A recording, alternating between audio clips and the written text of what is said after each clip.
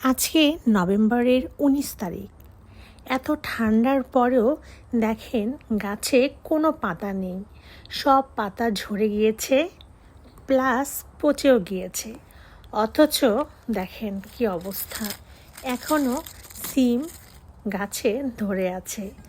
গাছে একটি পাতাও দেখা যাচ্ছে না, কিন্তু সিমগুলো একদম তরতাজাভাবে আমার জন্য অপেক্ষা করছিল।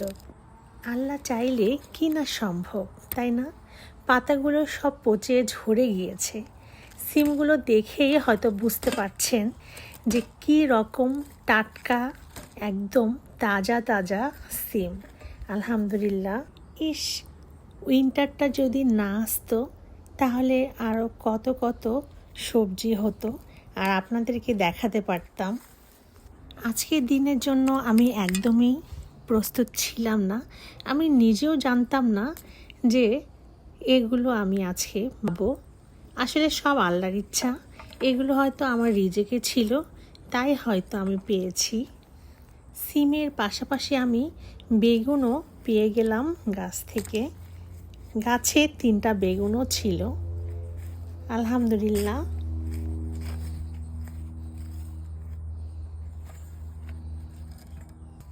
এরপর আমি দেখতে পেলাম মিষ্টি কুমড়াও ধরে আছে, ঝুলে আছে। গাছে কোনো পাতা নেই, একদম গোড়ার দিকে একটি মিষ্টি কুমড়াও হয়েছিল, সেটিও বড় হয়ে গিয়েছে। তেমন একটা বড় হয়নি, বাট হয়েছে। আলহামদুলিল্লাহ।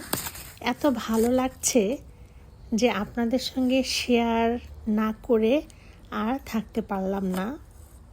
সব শেষে আমার গাছের কয়েকটা কাঁচামরিচ ঝুলতে দেখেছি, এখন আমি সেগুলো তুলতে যাচ্ছি। খুঁজে খুঁজে যে কটি কাঁচামরিচ পেলাম, আলহামদুলিল্লাহ, তাতেই আমি অনেক খুশি।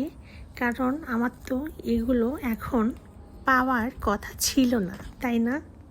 তো এই যে দেখতে পাচ্ছেন আজকে আমার হারভেস্ট। আলহামদুলিল্লাহ। আমি আজকে কি পরিমাণে যে খুশি আপনাদেরকে বোঝাতে পারবো না। তো আল্লাহ চাইলে সব কিছু সম্ভব, কারণ সকল প্রশংসা তো আল্লাহ তাআলার জন্য, তাই না? আর যে কোনো জিনিস যত্ন করতে হয়, সেটা মানুষ হোক আর অন্য কিছুই হোক। আজকের ভিডিওটি দেখার জন্য আপনাদের সবাইকে অসংখ্য ধন্যবাদ।